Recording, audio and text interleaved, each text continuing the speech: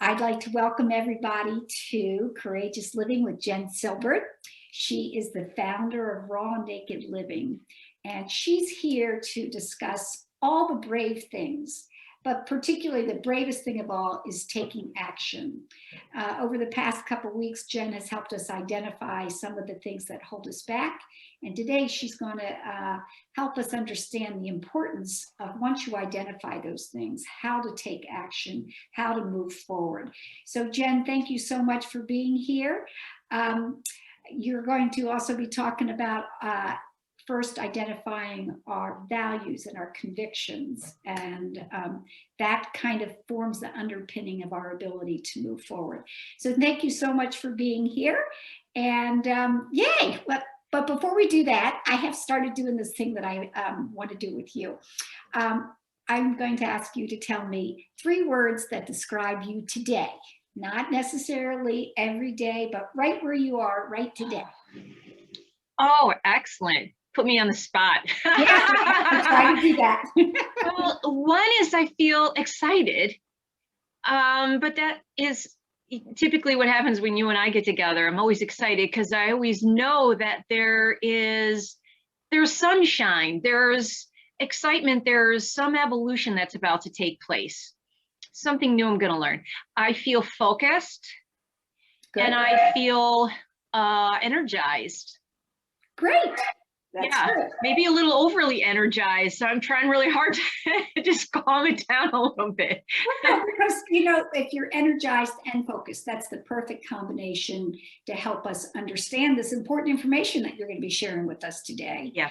And yeah, so I also wanted to ask you one other thing before we get into the meat of this. When we were talking last week and you were talking about identifying the fears that hold us back, did you come up with, for yourself, anything that you decided that you wanted to move forward on? I was wondering if that was in terms of your new program that you're doing. I know that had been in the works, but I was wondering if specifically any of that, I know that you try to embody what you teach others in your own life too. Oh yeah. And well, I will say absolutely. And in my private Facebook group, I just yesterday released a bundle of goodies that I had been working on for several months now that are all designed to help women in midlife find courage to relaunch their midlife and live their dreams. And to me, that was a really significant and moving forward, because first off, you're putting yourself out there. And that's what is the most challenging thing. And this is part of, courageous living, and your decision to act is sometimes acting on, I could go on a tangent about this, but let me focus this and say that it's acting even if the situation is not perfect. So it's taking imperfect action. And that's oftentimes what holds us back, especially if you are a perfectionist, which I don't want to say I am a perfectionist, but I know that I'm not going to just put something out there if it's not up to par, if it's going to be perceived as half-assed or in some way just looking non-professional. But at some point, you just have to let it go. You just have to take that step. So I would say, yes, and I am challenging myself this year in particular. I don't know why, but maybe it is because of COVID. It just seemed as if many of us sort of held ourselves back in many ways. Some of us were able to just jump right in and decide that this is a perfect opportunity to just move forward in some area of your life. And in my world, it was women business owners who are either operating online or had entertained moving their businesses online and just said, you know what, this is the perfect time. So sometimes you just have to sometimes you have to just listen to your gut. You need to listen to your head, but oftentimes what I feel we often don't do because we are too afraid is listen to our gut. And this goes back to what we talked about last week, which is having the courage to be still to just be, because that's when we really connect with our intuition. And that's what sometimes it is holding us back, because in our head, we're going, oh, this isn't altogether there. It's not perfect. It doesn't look the way, I don't know what people are going to think about me. I don't know if I'm going to put something out there and then I won't be able to take it back. So, yeah, so over the last couple of weeks, we did just a little interview of you and your story. And then we talked about the fears that hold us back. Then we talked about being still and that meditative quality of identifying in your life what is going on with you. And so that brings us to this week. And that, I guess that's a really good segue into this week's presentation. This desire to take action on once you've identified what fears are holding you back, and you align that with your core values and your strengths, right? So yes. Talk to me a little bit about the actions, this need to take forward step in our life. Are there certain steps that we have to go through? Well, I think what I like to go a step back even further than that and just take a look at all the different situations we might find ourselves in where we need to decide we're going to take action. And let's just lay the groundwork for this by admitting that if you want something to change, you will need to take action. That's the bottom line. I don't think change happens without some kind of action. And so that is the space we're looking at. If you are fine with things being the way they are, then you have no need to take any action. So you're fine. But if you're not happy with the way things are, you're going to have to do something. And this is everything, whether you want to lose weight, whether you want to change your relationship, whether you want to learn something new, or you want to cause some disruption. So causing disruption means that you don't like the status quo. So you're reminding me of that quote, the definition of insanity is doing the same thing over and over, but expecting different results. Yeah. You know, yeah. that will drive you a little nutty. That's true. You could take action there, but then you're not really learning from your mistakes, or intuitively, you're just not emotionally aware enough that, this isn't working. Yeah. I got it. But maybe think about that. Maybe that's a comfort zone for some of us, is that even if it's not working, and I could take that into talking about us living in dysfunctionality. Sometimes we stay in dysfunctional relationships, for example, because it's a comfort zone and we know it's not good, but we keep coming back home every day to the same situation over and over again because we are afraid. Obviously, we are afraid of that change because we got to get out of our comfort zone. We don't know what's on the other side. And that is what holds us back, is our fear of uncertainty and fear of unknown, right? And fear of the unknown. That is the biggie. But there are many different places where we are going to find ourselves needing to take action. So if we step back to lay the groundwork here again as to what courage is, and again, change can't happen without taking action, and taking action requires courage. And courage is understanding your fear, not that you don't feel the fear. You feel the fear, but you're stepping into it anyways. That is the courageous act. Right. And so that's this whole 8 weeks of what we're talking about all comes back to recognizing, hey, it's okay to be afraid. Right. Yeah, right. If you weren't afraid, you wouldn't be human. But you're still choosing to step forward. And now we're trying to figure out, what do you need to feel safe and confident and ready to move forward and take action, which will then affect the change that you want to see. And before you go into that, you had started off by saying you wanted to identify some situations that might require change. And so you did say dysfunctional relationships, What are some of the others? I guess maybe if you're thinking about, you had mentioned people changing their work or from real time to virtual. What are some of the other things? All right. Well, one that I thought would probably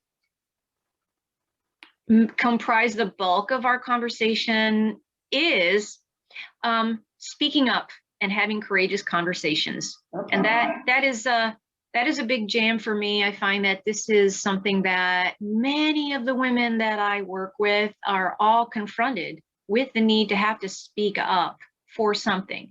And so then I like to spend time talking about courageous conversations and what holds us back, why we need to have courageous conversations. And then if you break that up, it's these situations where you need to ask for something, okay? You need to speak up, to confront a wrong, to challenge someone. And these are all things that scare us. And actually, this conversation couldn't be more timely, because we're kind of living in a cancel culture environment that we're finding is trickling down from the institutions to the companies down to us as individuals, where we're being made aware of the implications of the words we choose to speak into situations. Is causing us to shrink back. We're afraid to speak up because we're afraid that our words are going to be misconstrued, or we're maybe not confident we know what we stand for. And that's where the values, knowing who we are and what we stand for, are so important. So this may sound like it's a little swirl, but we're going to kind of tie this all together. So courageous conversation. I'm writing notes so that I can help you not miss out on these important things that you're saying. So you were talking about these, what do you need to have conversations for? So you said either to ask for something or to confront a wrong. And when you said confront a wrong, I wanted to jump in there and ask, but you were on a roll, so I didn't want to interrupt. But now I'm going to. When you confront a wrong, is that meaning you are confronting a wrong you did where you need to apologize? Because that can be difficult. Or is it asking somebody else to apologize because they've hurt you? I don't know. Or could it be both? I don't know. Well, this is a great conversation because it takes courage to apologize. So that is a huge part of courageous action. Absolutely. I'm so glad you brought that up. On the other note, confronting a wrong would really be challenging, let's see, some action or some, what's the word I'm thinking of? Culture, not culture. And I don't want to use the word belief. I'm trying to actually be very careful about the words I choose as we're talking on this, because we're all in a very delicate period of time where we're being made aware of the implications of words. But I would say I'm looking more at like confronting injustice. Mm-hmm. So this is a very brave thing to do, is to confront an injustice. So I think that you're talking about like being cautious so that you don't offend somebody or something like that. But and maybe I'm naive here, Jen, and maybe you can straighten me out. I don't know. But it seems to me that if your intention, if you are honestly looking to connect, and I guess this is important to me with Prime Time for Women, because I don't want Prime Time for Women to be like my tribe or my people who think like me. Because, honestly, then you only hear from people like you. You keep getting your view validated and you don't learn, you don't grow, you're not challenged, just like you're talking about challenging. So I and I don't know, maybe this is unrealistic, optimistic thinking, but do think women in their prime are uniquely positioned to be a bridge in our culture, in our communities, in families, partly because I feel like we've lived long enough. We've made a couple of mistakes. We realize we're not perfect. So there's a little humility that says, hey, can my humility be a bridge to meet you halfway? Can you be? And I see this happen all the time with women in their prime because they're not so rigid. I don't know about you, but when I was younger, I knew everything. Yeah. Just ask my children. And now I don't know a whole lot, or at least I'm open to learning a whole lot more than I was at one time. Maybe we should come up with a term like the grandma principle. It just came to mind as you were talking, because as we do reach our prime and as women age and they become grandmothers themselves, they are the ultimate nurturers in society, and they are the sages. And in many cultures, they're revered as the wise sages, and they're looked up to. And I agree with you. We should be able to do that. But if we go on, and I love talking about the art and the skill of conversation, because this is where we get what we want, where we can be the best influencers, where we can make a difference and express ourselves is through communication. I've also become more aware of the importance of listening. So I'm kind of in a season as well where I'm stepping back to do more listening than talking. But there are way too many women who do reach midlife whose voices have been suppressed for many, many years.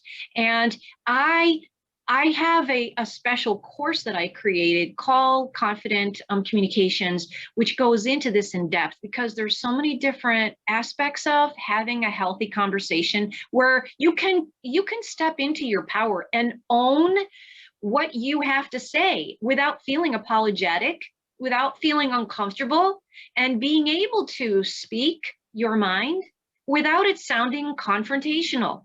So we could go on about that, but this is an important part of a courageous action in life, is stepping into your power to speak up. Yeah, Jen, I just wanted to do a little commercial here for our viewers. How can they reach you? Tell our viewers how they can reach you in case they're interested in pursuing that confident conversation. Yes, well, rawandnakedliving.com is my home online, and thank you for that. So I do have a little mini course, which I do have up on my website, and it's so easy. You can just go in, click and purchase the course and go through. It's video, combination of video training and workbook and self-inquiry to learn the skills and to challenge yourself what the story is that you have about why you don't speak up. But so when you mentioned early on that courageous action is kind of based in values and convictions, I firmly believe you got to know who you are and what you stand for, because that's going to build your confidence that what you have to say and the hills that you die on are things that you are confident about. Hey, yeah, that's me. That's who I am. I am unapologetically me. That is a big part of feeling brave enough to take action when it comes to speaking up. But it's also then maybe just developing a better skill set. And that's learnable. That's totally learnable.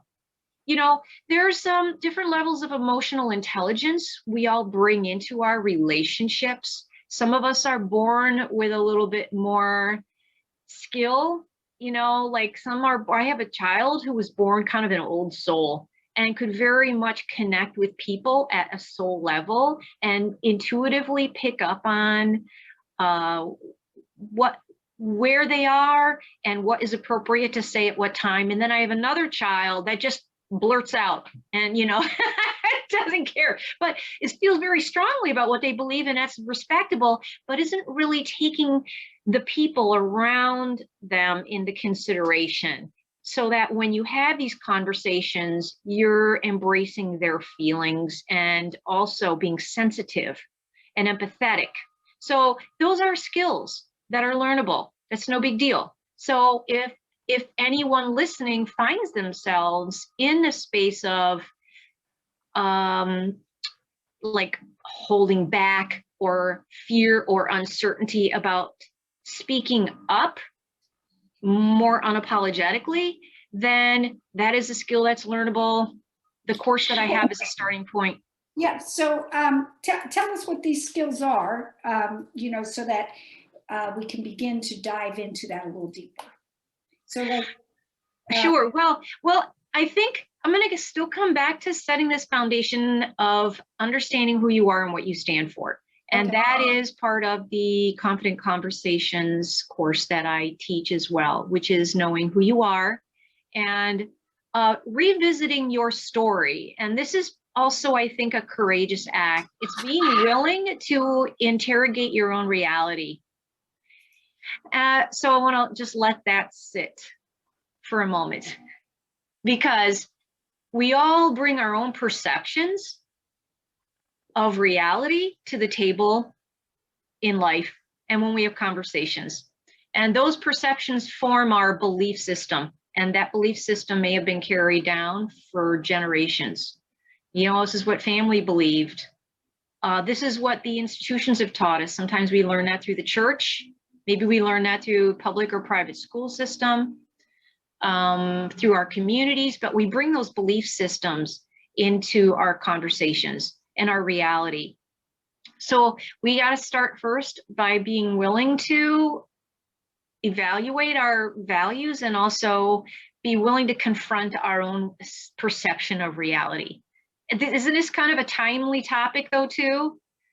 I feel like this is the conversation going on in our whole culture right now. What's your reality? Some people's reality seems to be very disconnected from my reality. So we got to be sensitive to that when we go into conversations. Skills, I guess without sharing all the secrets from the course, I'll focus on just a few important facets of confident conversations that will help. And one of those is to listen first and then speak next. Listen to understand before you want to be understood. Because there's this emotional need we have to be heard.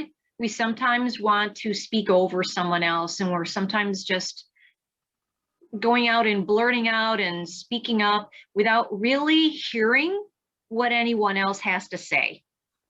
So if you want other people to listen to you, you need to learn how to listen to them. And this doesn't make any sense for this to be in a confident communications course, but what is the purpose of communication? Do you want to influence somebody when you speak? Well, if you want to influence them, you can bully them by speaking, by being domineering, which a lot of people are. They may sound really confident, but they can be very dominating voices, and they force people to submit. And then maybe they might have this faux influence because they're just dominant people. They walk into a room and everybody just like gets out of the way as they're strong, and then they speak loud. So that isn't an influential way of conversation, though. So, you know, it's interesting that you say that, because my goal in communicating is not to influence other people. I feel like for me, seeking to influence almost has a manipulative quality to it. So like, I want to move you from where you are to where I am. Now, if, and that's not holding space for people. So I feel like for me right now, and again, I think I've been on this journey for a long time, but for me where I am right now, I think that communicating is sharing my thoughts, but not trying to get somebody else to move to where my thoughts are. And if they agree with me, great. But if not, that's great too. So there's this idea that my goal of communicating is sharing the same space, regardless if I'm validated or not. And to me, for the way I see that for myself, that's a sign of I think it's a sign of growth, because I'm not looking to have other people validate my views. And before, I wanted, yeah. So we would just have to have my kids here. I was pretty sure about everything was right, you know? Okay. And, yeah. Well, let me put something back on. Let me take this and a question back to you. When you had your vision for Primetime for Women and you wanted to start your program, who did you need to influence in order to help bring your vision to reality? So it's interesting that you say that, because I actually had a business coach ask me that. And so my thing is, I think if I articulate my passion for supporting other women, it will resonate and connect with women that have the same passion. So I don't think I have to influence them. I think it sort of like finds like in some regards, you know. I you know, maybe that's why I'm not making any money in my business. But am I feeling a sense of purpose? Yes. Am I feeling engaged? Do I feel like I've connected with incredible women who are enriching my life? And have I had feedback from other women who've said, this is wonderful for me? All those things are happening. So, you know, I don't think I've taken the same number of business courses that you have had. And so that's why this is so interesting to me. It's like, maybe I'm missing something, but I do know that it feels comfortable. And that's got to be worth something.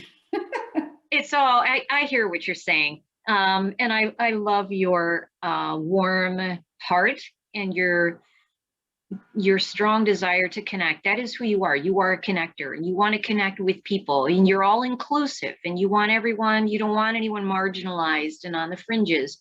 But when I speak of influence, I will call this out to say that all of us are selling something at some time. I'll take moms, for example, who don't think they're selling anything. Well, you know what? You're always selling an idea. You're selling an idea of having a clean house and recognizing that everyone has a role to play in this and everyone has a job. So you want to influence your kids to stepping into that vision to say, yeah, it's, and you could do it however way you want. You can be authoritative and just say, okay, that's it. You wake up 9 o'clock, you're up. Your job is to wash the windows, the front door. And I did all that.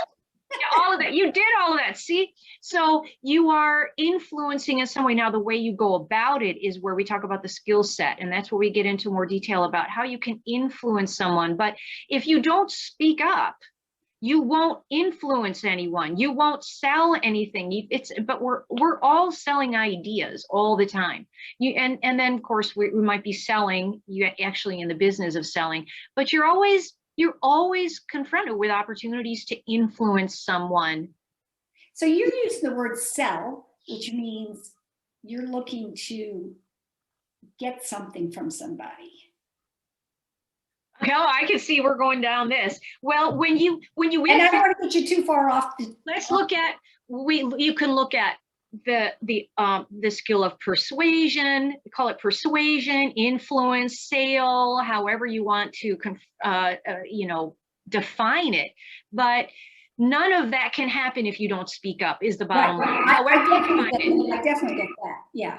Yeah. Okay. So another couple things that reasons why we would want to take courageous action is that we want to, first off, you want to, I said, ask for something, advocate for justice, make decisions.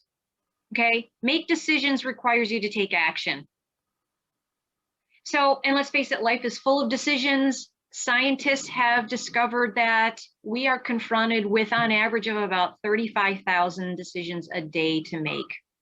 When we get into talking about creating habits that run on autopilot, we're looking at how we can automate some of those decisions so we don't have to make 35,000 decisions every single day. And that's a whole nother conversation. But as you explore how the brain works, we realize, okay, we're faced with a lot of decisions to make every day. Some of them are easy and we can make them almost without thinking, like we get into a habit of getting up, we're going to go brush our teeth, comb our hair, take a shower, whatever. It's kind of on autopilot. Even like what sock or shoe to put on first. Yeah. And that's right. just, that all gets automated. Right. Right. But then there's a lot of more difficult. So as life goes on, obviously we have more and more difficult decisions that we have to make.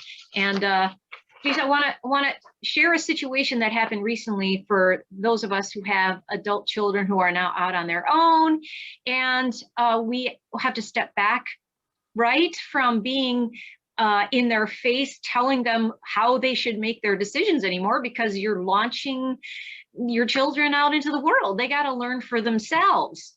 It takes courage to do that, because obviously you are recognizing you're not needed as much anymore. And that's kind of scary. Yeah. So it's courageous to let go of your children. And that is a decision all by itself.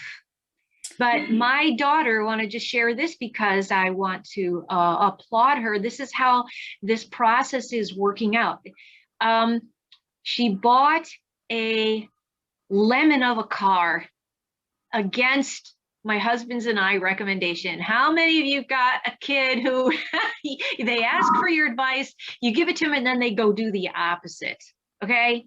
So asked for our advice about whether or not this car was a good deal. And we didn't want to come straight out and say no. So we instead just gave her like a little laundry list of things that she should look for when she goes out to check out this car and make a decision. And we had our fingers crossed that she'd come to her senses and realize this was not a good investment. So she goes out, looks at the car, and comes home and tells us, yeah, I bought this car. It's a convertible, and summer's coming up, and it's going to be so much fun. Just assured us that she kicked all the tires and checked under the hood and did all this stuff, paid cash for the vehicle, which right there for me was a red flag. Starts to drive the car, and first nice day, we're going to let the hood down. Oh, so excited because we get to try out this convertible. So the top goes down just fine. But then at the end of the drive, it comes time to lift the top back up. Press the button, nothing's happening. Press the button again, nothing is happening. Has to go out there, physically start to lift the top up, gets a little to one side, got to walk around, get to the other side, keep going around, keep going around. Eventually the top goes up and we take a closer look at this. Before it rained, thank goodness. Before it rained, okay.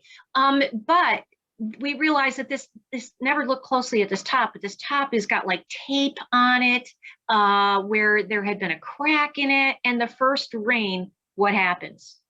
Did it really? Like, yeah, the back in the car was all wet. Now, we recommended she not consider a convertible because you can always run into those problems, but did she listen? No. And then it's taking a long time to get into DMV in Virginia to get the car registered. But while she's waiting, she's got to drive the car. So I'm not even going to tell you how this is all working out because I don't want anyone to get into any trouble, because you have to make all these decisions, right? And you got to live life. So somehow we got to get license plates to put on the car so she can drive the car. And a week later, it starts making really squeaky noises. So she goes in to a mechanic and gets it checked out. And lo and behold, there's like $3,500 worth of work that has to get done on this car. So now she's got to make a decision. Am I going to put the money into this car and hope that this fixes it? Or is it time to cut my losses and figure I just lost that money? Let's go out and get a new reliable car. I'm very proud of her because she kept kept us updated on her decisions. And they were very brave decisions, because at my age, I think I would have panicked. Sometimes we get that fear because it's the unknown. Well, if I just dump the car, then I'm throwing away all the money I just spent on that and starting all over again. If I, and I gotten familiar with the car, but if I hang on to the car and I continue to put more money into it, well, then I'll still have this comfortable car, but 2 weeks down the line, something else could happen. You know, at some point, we all have to make these brave decisions. So we've got to have courage, which means that we have to still always take stock of what are we most afraid of when we neglect to make important decisions. So I think that this would be some of the work that I would say we should all walk away with, because it's different for each of us. And if I worked more intensively with you, we would then look at the root of those fears, which I'm sometimes surprised to see they go back to childhood and fears that we had that go so far back that until we can really understand why we feel so afraid, it's really hard to let go of that fear. But there are some things that we can do to deal with the fear and take action. Jen, before we do that, I just wanted to, I had a funny recollection as you were talking about your daughter asking for your advice or your opinion. My father used to say, if you want my opinion, I'll give it to you. It's no problem. It's like a belly button. Everybody has one. But if you want my advice, you damn well better take it. Oh, that's good. Yeah. So he's like, you know, an opinion, here's my opinion. But, and we were very cautious and very careful what we asked of my dad, because he said that expression all the time. He said, everybody's got an opinion, just like a belly button, but if you're asking for my advice. So, you know, I think that as a parent, sitting back and allowing our kids to make those decisions, even if it doesn't turn out well for them, one of the things they walk away from that experience is, Mom and Dad had confidence in me.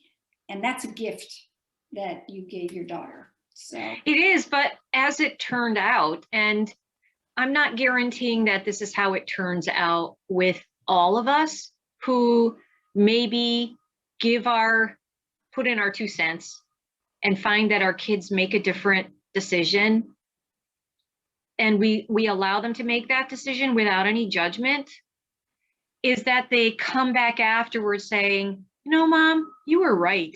I know, I love that. It's so lovely. Right. But you know how great that feeling is. That feeling is so good. You're like, yes. But you'll never experience that feeling if you are too afraid to let go of the string and let your kids make their own decisions. So if you want to feel that wonderful feeling of your kids or your husband, whoever coming back to you to say, you know what, you were right. And you may never hear that, but you might pick up on the actions that they went ahead and followed your advice. And that's what my daughter did. She actually called us a couple days ago and said, you know, you mentioned a name of a dealership down where I live. How would you like to spend a day with me? And we can all go to the dealership and we'll all go look for a car. And I think I'll just like put money down and finance the rest so I can get a decent car. That was like, yes. Yeah. So bravery all around, but the point being that it takes courage to make a decision, even to let go. That is a brave decision. And sometimes that is only going to happen when first off, we have faith in other people's abilities, and we have faith that even if they make a mistake or even if they fall down, they're going to be okay. We don't have to be there to rescue them all the time. We can be there for them without feeling like the rescuer. How about getting back to our personal actions? So that's like helping other people with their actions. And I know that's what you do as a coach. But how about talk to us about how we take those actions. What do we need to do? Sure. And to be brave enough to take these actions. Yeah. Yeah. So I call this training our brave. So each week when we come together, I like to kind of bring it all together at the end with somewhat of a train your brave challenge. And these are just actions that we can take to train our brave to become courageous enough to take action. And I keep coming back to this all the time. And I'm wondering if this will be something that applies in almost every week that we get together, but it's, you got to know who you are and what you stand for. Because with that is going to come the confidence that's going to make you feel courageous enough to take action, to do something. And that is just knowing who you are, because in that way you can make peace with your decisions and not have to be apologetic. So, for example, if honesty is very high on your sense of values, if you value honesty and transparency, then you're going to know what it is that you stand for, and you're not going to be willing to accept living in a culture, working in a culture where people are not transparent, maybe they're not authentic, maybe it's a combination of honesty and authenticity, because that kind of comes hand in hand. And I speak on that because that's kind of one of my strong values. I value authenticity. I can smell fakeness a mile away, and I don't thrive in an environment of disingenuousness, So when I know that, I can make decisions. I can know that environment's good for me, that is not. And I don't have to apologize for that. I know what invitations I might accept, and I know which ones I'll turn down. So I then can feel brave and courageous making those decisions. See? So that's one. The next one in making or taking brave action is, again, to visit your reality. What is really truth and what is not? Sometimes we make decisions and we take actions based on expectations of what people think we should do, rather than what is really good for us. And this is when we need to closely examine, our reality, which is our beliefs. Am I doing this because it's really true to me? Or is it because, my husband expects me to, or my boss expects me to, or my friends expect me to do this? So this is part of what I call rewriting your story. And that's another exercise. That brings up a really good question just in our culture right now. There are 2, 3, 4, 5, 6, 7, I don't know how many different realities, and they're real for those people. So how, if you're encouraging somebody to speak up to their reality and to own their own selves, but you're also, like, you have lots of clients, so you're encouraging them all to do the same thing. But if they start at different reality points, you're not in the business of trying to say your reality's right and your reality's wrong. So how do you guide your clients to find, I don't know, mutual respect for each other's reality, or to be comfortable with multiple realities? I don't know what the way is for that. Well, this comes back to knowing your truth. And this is more the intensive work we do in the Naked Confidence Academy, which is also up on my website. That's an 8-week program where we go do a deep dive into our stories and our conditioning. Because let's face it, you bring up a good point. And I wondered how this would play out in this conversation today, because we are in the midst of call it a cultural revolution, a cultural awakening. We're all becoming more aware of the meaning behind our story, our beliefs, and even the words that we choose to express ourselves, the way we see reality. And it's all coming into question.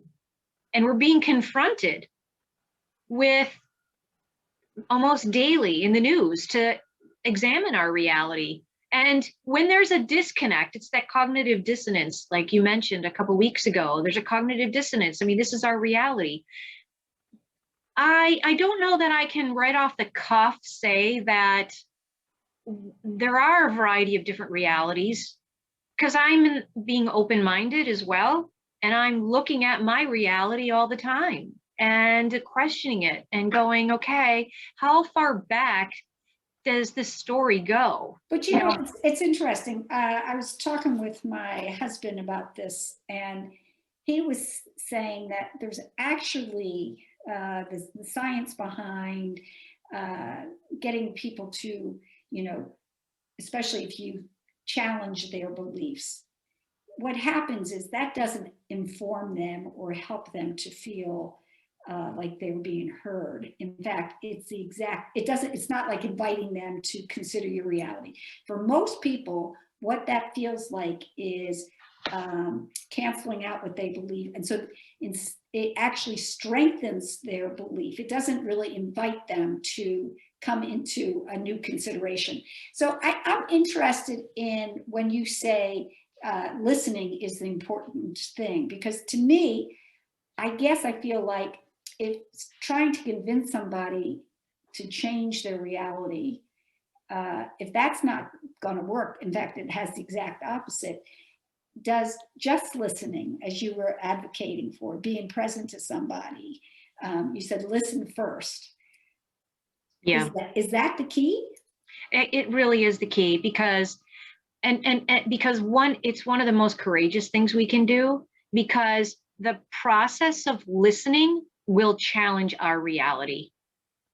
The process of listening will force us to examine our ego, because that is really what is at stake in many of these conversations, in the unwillingness to challenge our reality.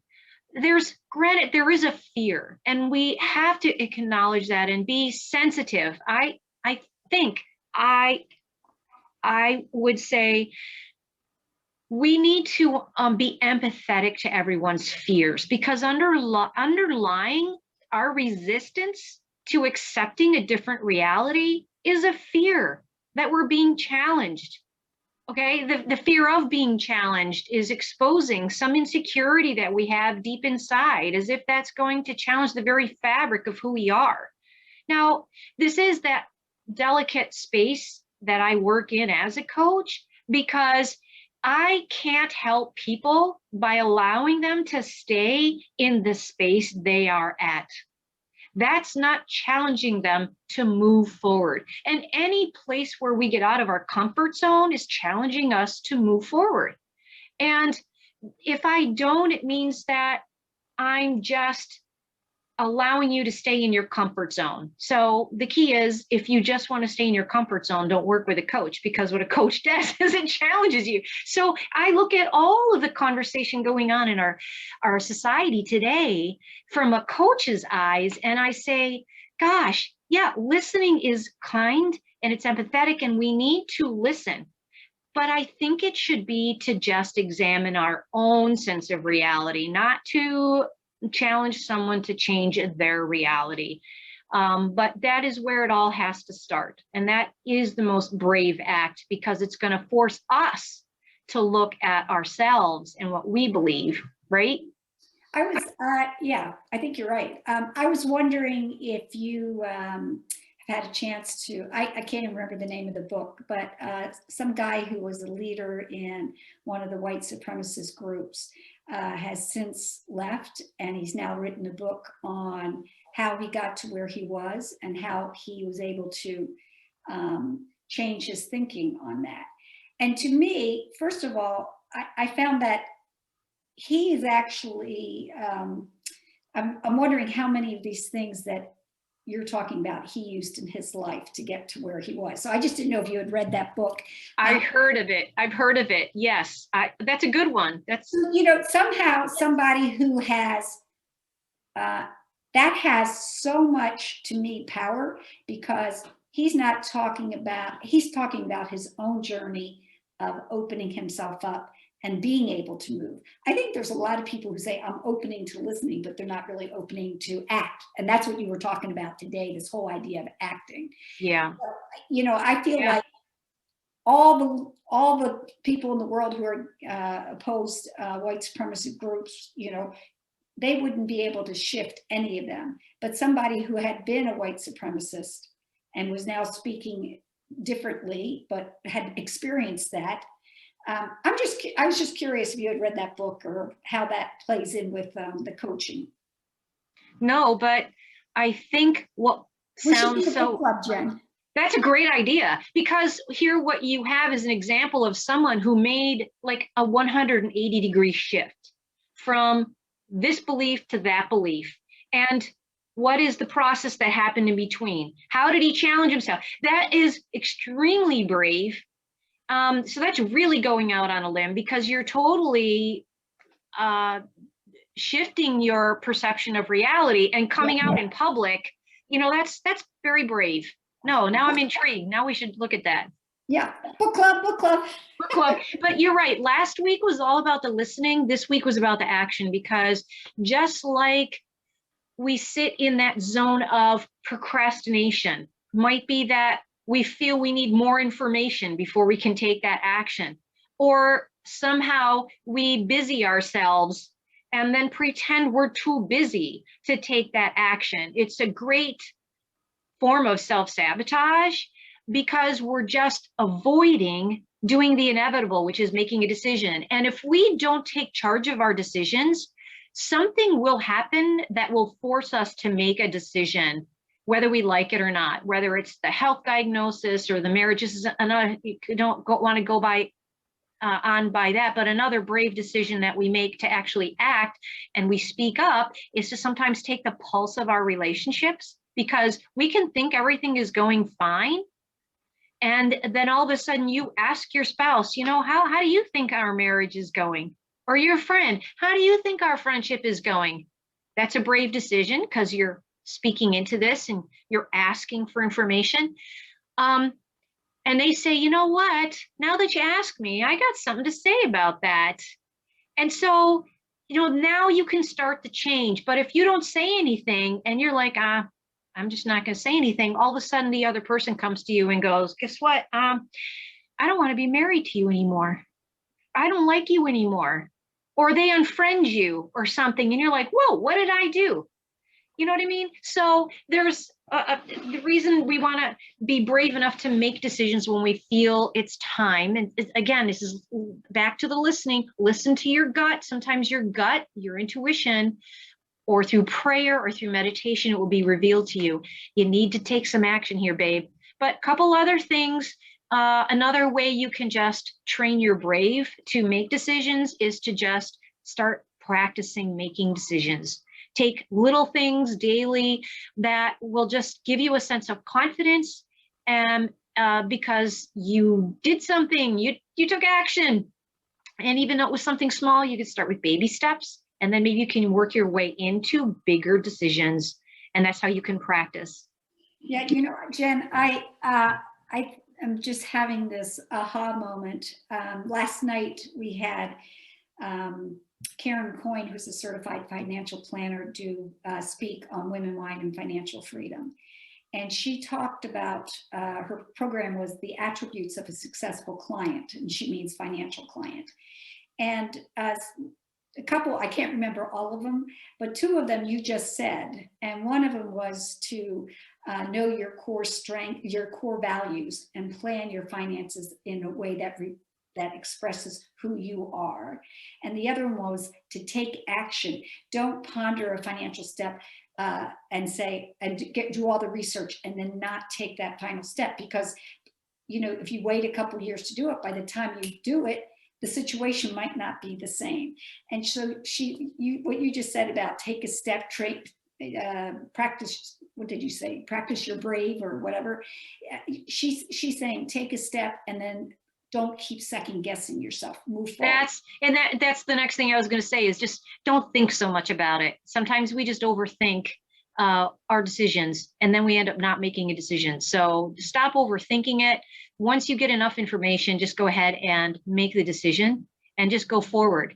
Okay, that's how we become more confident. And as a confidence coach, I'm really big on this too. Last thing is focus more on the positive outcome possibilities than on the negative possibilities. And you'll never go wrong with that. So those are all my tips on how we can practice. A positive way to end today's program, to be positive, right?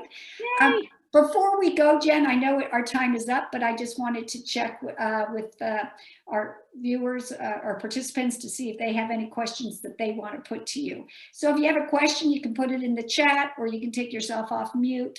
Let's see.